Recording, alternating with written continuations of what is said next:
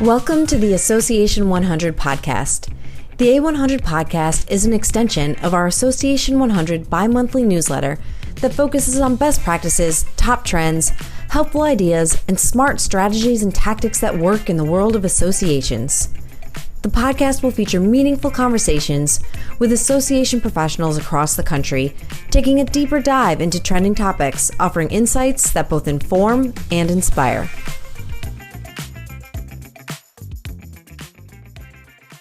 Welcome back to the A100 podcast. I'm Colin Gallagher, and I'm joined by my co-host Megan Henning. Today, we're excited to welcome Jill Cook and Eric Sparks of the American School Counselor Association.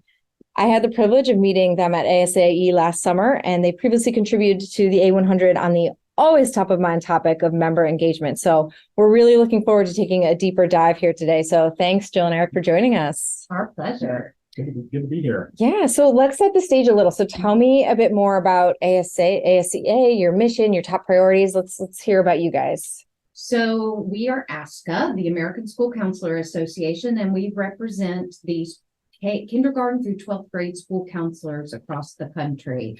We are a voluntary individual membership organization. And, we really focus on promoting professionalism and ethical practice in school counseling, helping school counselors to elevate their own program so they can get the best outcomes for students throughout their school, and really working with all students. So the school counselor's role is really focusing on all students and looking at how they impact every student in the building, which can be a really big job when they have large ratios and lots of things going on in schools to keep them busy. So we are here to help support them any way we can. And our primary efforts are around supporting students' academic development, career development, and social and emotional development. And something Eric alluded to is that, some of your listeners may have had a guidance counselor. We are not that anymore. We are school counselors, and exactly to what Eric spoke to is they work with all students in a school, not just high school, not just those going to college, not just those who have disciplinary issues, all students across that spectrum of career, academics, and social and emotional. I love that. I mean, I had the guidance counselor, but it was the person you went to do your college application, and that was it. But you think, the last couple of years, man, this position has to just have become so much more important and necessary in schools. I can't even imagine with everything kids have been going through with COVID and it's a lot on their plate too. I mean, there's the discussion of mental health, which finally has come to the forefront, which I'm sure you've all been dealing with for many years before it became as public as it is now, which is good, but that's a lot on your members' plates. It is a lot. I mean, and we know that mental health concerns for students and young people was a concern before the pandemic, but what that really did is just heighten it and really, like you said, bring it into the conversation. And that's good ultimately, because we want these kiddos to get help and families to get assistance. But for schools where, often this is sort of ground zero for how this work gets done, it is a lot, not just for school counselors, but all educators. But it's also forcing conversations in systematic ways for schools and communities to get services to kids and families. So talk to me about some of your member engagement efforts, because I'm assuming you have a lot of these members. Different things are changing. I mean, the last couple of years, as we've talked about, has changed greatly. So how do you help equip them with what they need, since they're not just doing school and academic, but now they're doing social and emotional? So how do you, keep up with them? We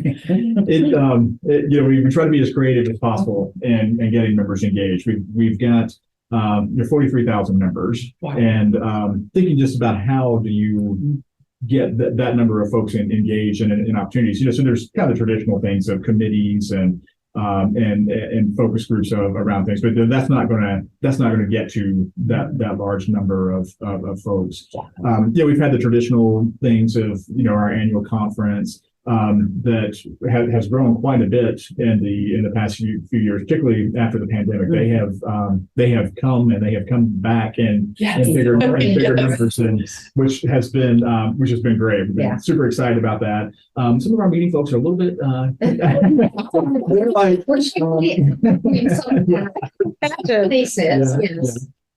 but they do it with they're right on it and cheerful and willing to accept the challenge.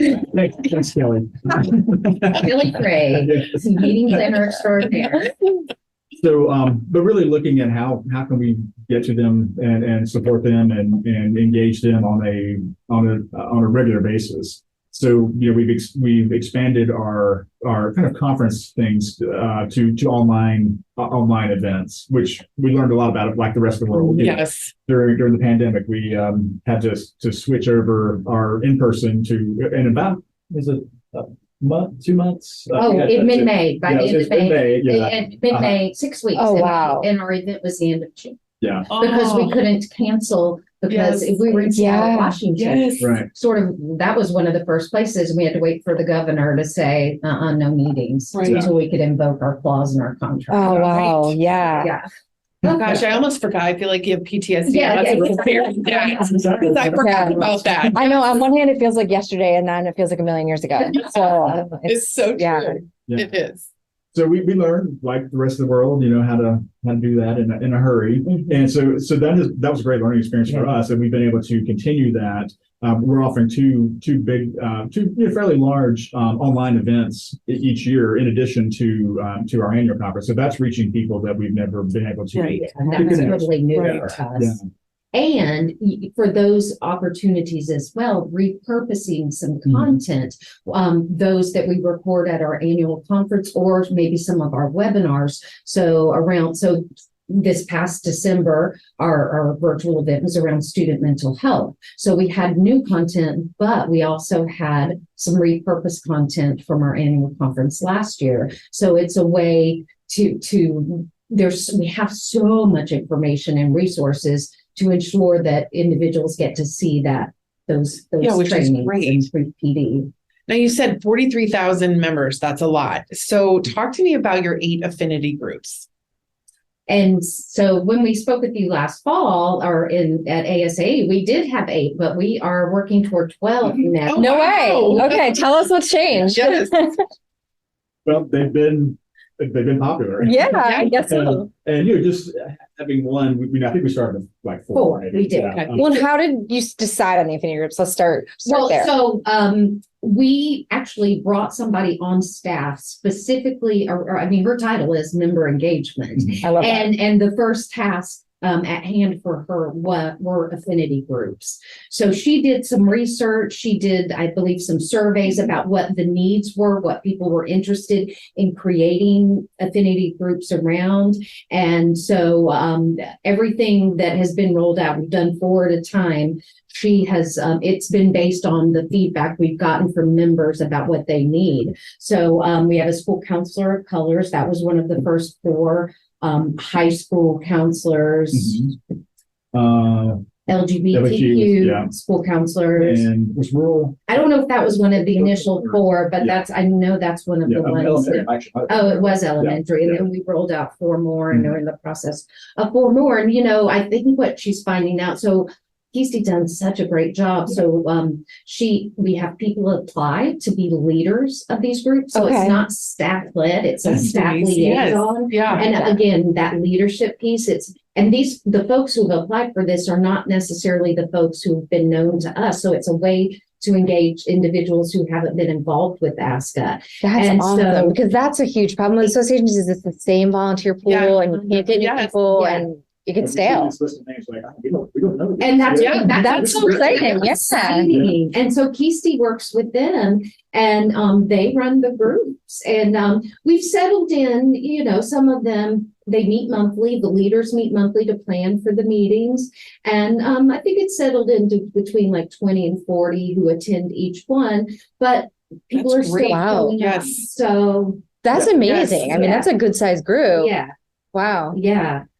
So that's been exciting. And some of these groups, they're going to meet in person at our annual conference. A couple of them did last year and they're going to do it again, as a way to see people in person and not just Nice. online. Yes. Yes. And then you've now grown to 12. Yeah. So that's nice. Again, like it just shows, I always think from a member standpoint that you are listening Mhm. and that ultimately is the best member engagement where you're listening and then you're Yep. putting it back into practice, which Yes. is great. Yes. Yeah, and then, other folks see the excitement around them, and, we think they're just going to continue to grow as far as different topics, because it's really whatever they're passionate about. Right. This is their opportunity. This is their avenue to really connect with people around the country.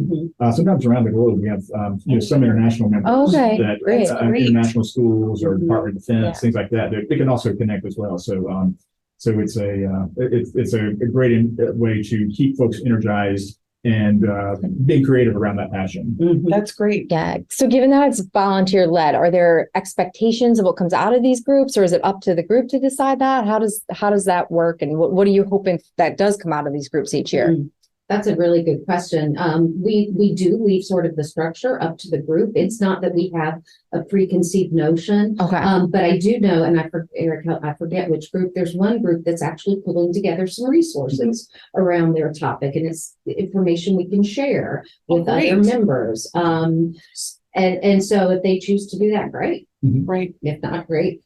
Yeah, that's maybe we can create toolkits out of it. Things kind of take their thoughts, their ideas, and bring those in kind of to our traditional formats, so that it can benefit anybody on the fly. Really, when they've got this issue has popped up, I can go and hopefully find that kind of information on ASCA's website and be able to put it in place. And really, we're looking for very practical items, ideas that can be implemented right away. That's what our members love when they come to our conferences. That's the sessions they go to.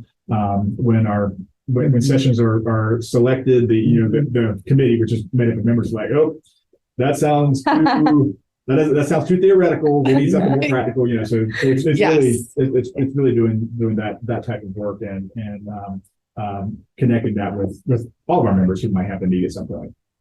That's great. Yeah. And are people finding out about them organically? Are you guys doing marketing efforts to try and showcase these groups? How is that working, or a little bit of both? Yes and yes. We certainly have a marketing plan for it, and this part of every year back to school, given our folks are in schools and they adhere to that, August to June calendar, or August to May. We do it as part of our back to school work and push outs on social media and in our e-newsletter, but also it's organically, people find out about it too. And throughout the year, we'll post about it. We'll post when meetings are. Very cool. Yeah. Sounds like it'll just keep growing. Yeah. So that's exciting. Well, shifting gears a little, although I'm sure that fits into this next piece, but one thing we talked about, back at ASCA, and Megan and I talk about this with, I think, every one of our clients, is this desire to elevate the profession. So tell me about what that looks like for you all, and what your efforts are on that front. Gosh, it's so multifaceted, I think, given where we are. But maybe, Eric, talk a little bit about the model, and just sort of, because we're actually celebrating the 20th year of our a seminal document that we created to really elevate the profession. Oh, that's great. Congratulations. Thanks. Yeah, elevating the profession is really kind of our, you can say that's our main focus. Yes. The role of the school counselor has been misunderstood, or there's so many variations that people have in their mind about what their school counselor should be doing. And it kind of goes back to what we're talking about in terms of the guidance counselor role. Things have ebbed and flowed through the years, whether it's more of a education type focus, or it's somewhat of a mental health focus, or do what principal needs done during the day focus. So and it varied from state to state. So historically, school to school, right? District to district. Wow. Right. Yeah. School down the road can be doing something completely different. So that was the idea behind creating the ASCA National Model, which is it's a framework for school counseling. So this is its 20th year. It's something that has really it defined what the role was. It was very focused in terms of what school counselors do in terms of delivery, direct services for students, indirect services for students that connect with families and school staff, those types of things. How they manage their program, all the different components that they need to have in place to have a comprehensive school counseling program, and as well as how they assess that. How do they know that they're making a difference? So it's in its fourth iteration now. It gets revised every 6 or 7 years, and so to keep it keep it in line with what's happening in education and keep it fresh in terms of make sure it's connecting with what the issues are the schools are facing with. And the biggest thing, and so Eric and I were both school counselors a long time ago. And we had no model. No, and the piece that's really revelatory in this model is using data, not only to assess that you're getting outcomes to support student success, but using that school and student data on the front end to see where the needs are, where the gaps are, and to create goals for your program for a school year around those needs. It's what do kiddos need? What are the opportunity gaps, the policy gaps, the resource gaps? And how can I, as a school counselor, through my work with classrooms and small groups and families and individuals, help address those needs and those goals? And what we see is when school counselors can say, we have, there are 20% fewer D's and F's in 7th grade boys as a result of this intervention, that gets people's attention. Right. Yeah. Right. I think that's a great way to be able to showcase it too, because you have all of these misconceptions of people's different definitions of what this is. Because when I think school counselor, I think of the social and emotional. But then when I was thinking guidance counselor, I was thinking you were only in high school, right? Exactly. And it wasn't until my sister's children went to school and she would mention counselor and I would say, oh my gosh, this is great. They're in the classroom. Yes. And she said, well, yes, they're in the classroom. They have to be in the classroom. There's, there's a lot of kids and there's a lot of different things. So I think that that's great that you're able to see in actual physical terms how it's working and that it is working. Yeah. So that's great. Yeah. As opposed when I was a school counselor, I call it random acts of guidance. Lesson. I was like, oh, I like this. And it was no rhyme or reason. So right. Yeah. Yeah, that's great. Yep, and the data drives everything. Yes. What is the need? It's not our favorite pet project that we might like to do. Sometimes that can be a little hard to give up. Yeah. Right. Yes. If the data is not there to say Right. it's a need. Right. But yeah, it's really focusing on what all students need. Yeah. K-12, career counseling, for instance, people think of that as a high school type of thing, but really career counseling starts in elementary. That's great. We've got some really super creative elementary school counselors who do these fun projects with in classrooms with do like a truck fair. They'll bring in the fire truck, the ambulance, all these different types of trucks to as a way to show kiddos what's available in their community. Yeah. Right. It just expands the picture for what they should be looking at and seeing. That's great. Well, and that speaks to as well the notion that all school counselors or guidance counselors wanted to do is ensure that students go to college. Yes. And while higher ed is absolutely worthy and something that's for many students, however, school counselors are about showing students and families all the post-secondary opportunities available to them. Community college, apprenticeship, mentorship, into the world of work, military. There's so many opportunities and so much need today. Yes. We have groups come to us all the time, careers. Please, I need to tell school counselors to tell students that we have a gazillion openings in our field. A lot of our exhibitors at our conferences are career-specific groups that want to talk to school counselors so they can talk to their students. Yeah. So it's so funny. One of our clients, we hear they're all trying to get workforce, but now they're trying to think non-traditional workforce. Yes. And one in particular, the Tennessee Concrete Association. So they're a local state association, but they're working so hard on workforce, and they're actually like a founding partner in this new program that's it's called Be Pro, Be Proud, and it's trying to start at the elementary level. And they're bringing buses with VR sets and things that they can show these kids. What does a career in construction or concrete look like, so they can see it? Because you just don't know the possibilities. That's right. At that age. So working with their school counselors. That is one of their connections, I believe. So yes. Yeah, that's really cool. So the model is one way of elevating the profession.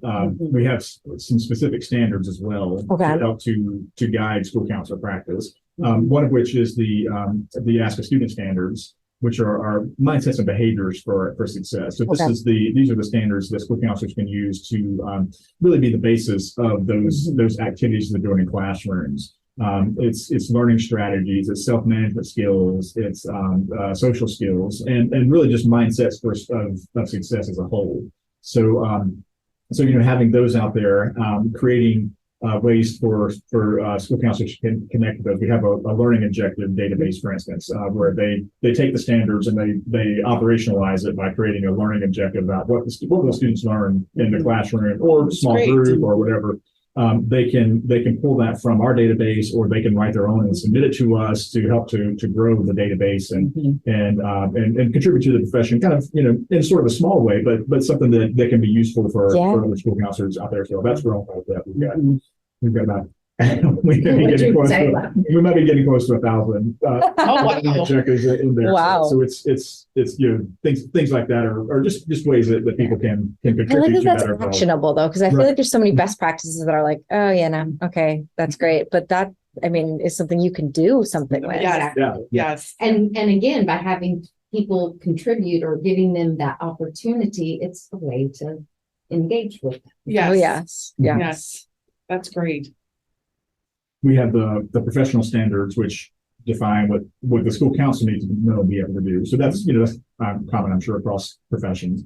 And then our third set is our ethical standards. And while all professions, of course, have ethics and have and need to practice ethical behaviors and that type of thing, I think it's a little unique for school counselors because of the issues that they're dealing with on a day-to-day basis. Right. We've talked about the classroom where there's the general developmental needs that all students have and that school counselors will work with, but there's those very specific needs that some students may have, some obstacles to overcome, some family issues that might be there that a student will come to a school counselor to talk more about and share some really sensitive information. So we have to have we have 8 pages of ethical standards to help to really guide that work for them in terms of how they keep that information confidential, how they share that when it needs to be shared, when it must be shared in terms of student safety or other safety.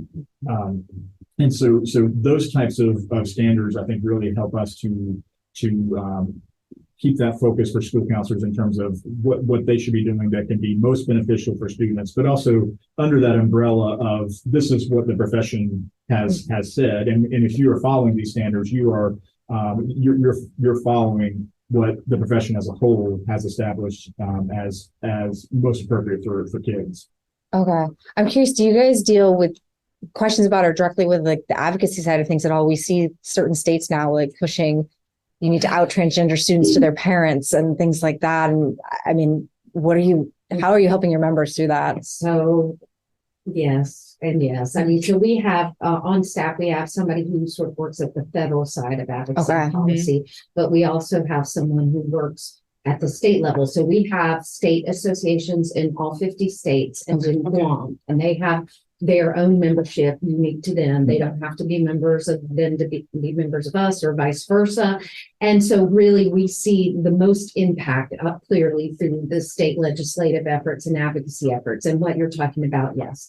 We know, I forget last year, I think the number from the Human Rights Campaign where there are 400 proposed bills that impacted LGBTQ youth in some way. Now, the good news is, and it's still not great news, but only 10% actually got signed into law. But yeah, the fact is they're dealing with barriers now and constraints. We know Florida, Alabama. There was a proposed legislation last year in Alabama that specifically named our association, saying our school counselors can't follow the ASCA national model or follow the ASCA ethical standards. Now, it didn't get signed into law. However, that kind of thing is out there. So our job, we're working with our state associations on those efforts as legislation is proposed, and then what does that mean for school counselors if something actually gets written into policy or law? I'm sure that's a huge value to your members, though, for you guys to be working on that front. Yes. We consult with the state departments of education as well. Sometimes those staff members from those will come to us and say, okay, here's what the proposed legislation is. How does that fit?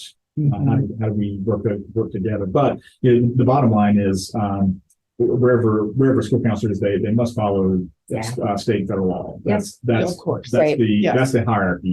You follow law, and then the next step is the ethical standards. So we have to work within the laws of the state, even where it's problematic is when laws may directly be in opposition to what our ethics standards say and what school counselors believe is in the best interest of students. So it's a really challenging time. Yes.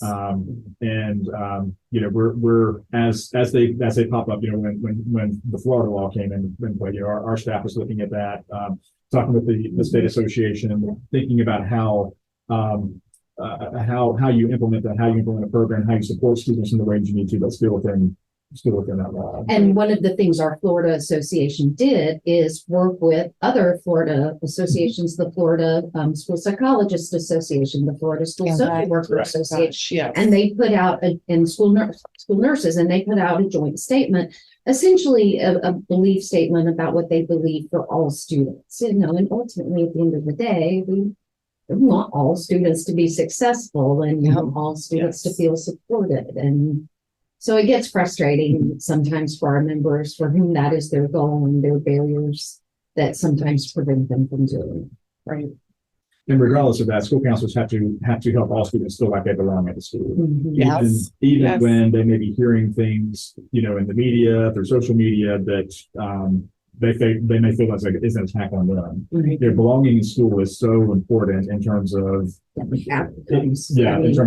success immediately, but lifelong. I mean, you spend most of your life there. Yes. Yes, absolutely. Well, it sounds like you have so many great offerings, even for people, especially maybe for people who are just coming into the profession, that you come out of school and you're kind of equipped to do it, which is not necessarily the way it is for every job, which is great. So I feel like you have a lot of resources available and to all of your members and potential members. Yeah, we just lost a new one. This is first year or second year? Every night, yes, first year. So, which is really connecting with exactly what you're saying, having things in place for new school counselors on the ground. So it's all about it's a 2-day a virtual event.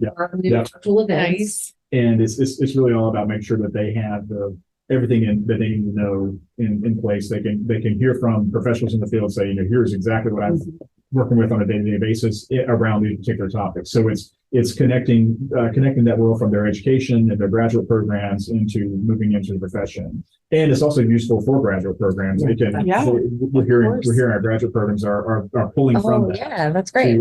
As a part of their program, which is really, really nice connection that we're all kind of working in that same direction. Yeah. Because that's the other piece of the puzzle as we think about how this all works, is we want people in their master's program getting information about the national model, the ethical standards, these things they're going to need when they go into the world. So the more that those preparation programs can be ensuring that students graduate with those skills and that information, the more prepared they are going to be once they're out in schools, and less likely, and it's not as bad as it used to be at the whim of a principal who may not understand the proper role of a school counselor to be able to say, no, this is my role. Yeah, this is what I do. Yes.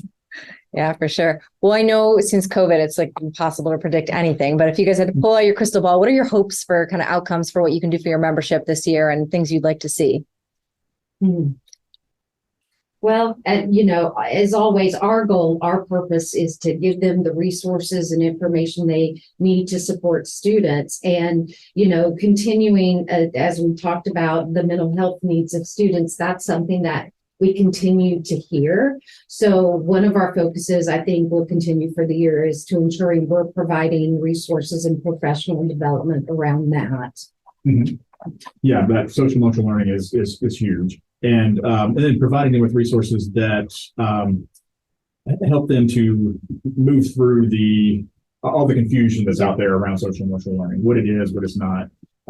In some ways for us, that's if you stay focused on the ASCA student standards, you can focus on those from an academic perspective, a career perspective, or a social emotional perspective, but it's broken down into language that's easy for parents to understand, easier for administrators to understand, to see, and hopefully make that connection about what's happening in the classroom. School counselors are supporting that along the way. And I think that speaks to, certainly a goal would be to be able to show that, educators, not just school counselor, but educators in education, this is done in partnership, in collaboration with students, parents, and families. It's not an adversarial outcome. It's Right.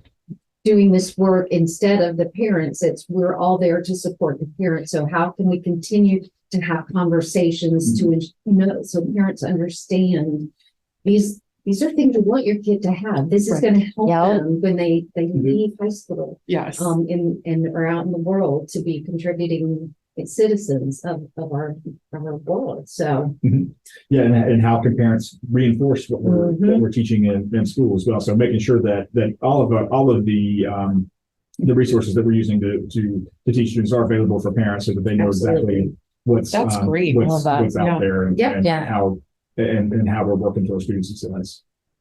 That's great. Well, I've loved this discussion. This has been a great discussion.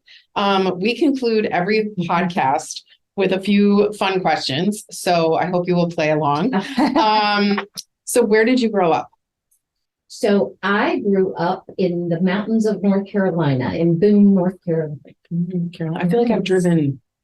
Appalachian State University. Is Yes. It's beautiful. Yes. Right, Tennessee. Nice. Very nice. Yes. And how about you? Well, coincidentally, I also grew up in North Carolina. Yes. I grew up in Gastonia, North Carolina, which is outside of Charlotte. Okay. But we never crossed paths until here. Until ASCA, but no, we think a lot of good things. Clearly. And for those who know North Carolina, so he went to NC State and I went to UNC Chapel Hill. So we have a fun rivalry. Yes. Sometimes it's more fun than others. Please do read the turn. As a Syracuse fan, I feel your pain. Right. Rough year. Weird year. That it is. All right. If you won the lottery tomorrow, would you still work? Well, this is so in our world, we used to, on staff, we used to call it the get hit by the bus, making sure you have everything in place, but some are not the more optimistic people it's when you win the lottery question, making sure our systems are in place. So I would love to say, absolutely still work. I love school counseling. I love this work. I love what we do, but getting old now, and I don't know. I got to be real honest. Would like to think so, but keeping everything as an option. What about you? You might find me on a beach. I hear you. Me too. Available occasionally If needed. by text. All right. Favorite movie or TV show? So mine, it depends on the day of the week. Yes, I understand. To be perfectly honest with you, because right now I'm just starting to watch Ted Lasso. Oh, so good. I'm so happy it's back. Me too. So, I for me at this moment, I haven't seen the new Succession yet. I am obsessed with that. Yes. But my long-term, standing the test of time favorite TV show is The Office. Yes. I grew up in Scranton, Pennsylvania. There's my claim to fame.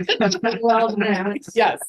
How about you? All right, so my long-term favorite has been Will and Grace. I've watched it for So good. and it's still on. It's still on now. And it's just really interesting to see how they incorporated all these guest stars into it. Some things looking at it now don't hold up quite as well. Looking back on it, but it's too.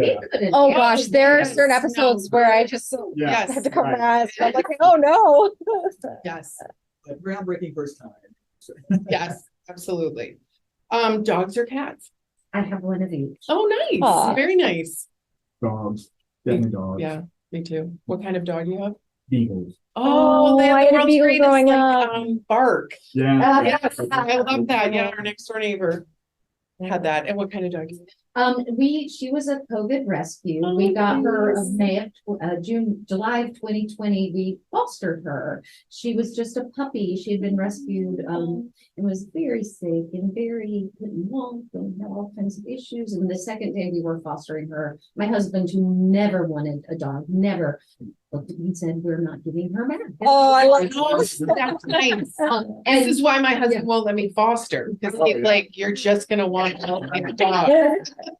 And coincidentally, the dog and the cat are named after another one of my favorite TV shows, Big Bang Theory. Oh, that's great. So our cat, who is a girl, her name is Sheldon. Her name is Dr. Sheldon Cooper. So funny. And so we have the cat first, and so the dog is Penny. Oh, I love it. So great.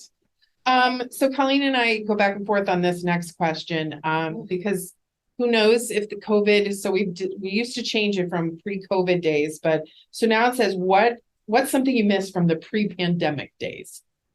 Because COVID obviously is going to be with us, I feel like forever. Yeah. No, now that things seem to be sort of Right. is whatever that word means. Right. There's now, had you asked a year ago, I think it would have been really different, but there's nothing that I'm longing for that we can't do or don't have access to. For That's me. true. Yeah, I think so. I think I'm doing most things like I always did, but I think what I do miss is sort of that blissful naivety. Oh, was yes. Yeah. If you're in the grocery store and you hear somebody coughing, like, Oh, I know. Or even if you cough, Yeah. you're like, I'm sorry. Yeah. Everything's fine. Yeah. It's like Yeah. you miss the ability to sneeze. And Yeah. And to just get on a plane and not think anything of it. Right. Yeah. It's like, wait, Right. what do I have now? Yes. That's exactly right. Right. It is true. The whole coughing, you're like, I'm not sick. I'm not sick. It's allergy. I promise. Oh, goodness. Well, thank you guys so much. This is an awesome conversation. We Yeah. really appreciate it. Well, thank you so much. All right. Well, thanks for tuning in, everyone. And that's a wrap on today's episode. Thanks for listening to the Association 100 podcast, brought to you by the A100 publishing team, powered by Onward and Upward Marketing and Communications. You can subscribe to the Association 100 podcast on Spotify, Apple Podcasts, Google Podcasts, and all of your favorite podcast listening apps so you'll never miss out. Or listen via our website at theassociation100.com. Follow us on Twitter at Association100. That's Association100 for all the latest insights and trends impacting the world of associations. Thanks for tuning in.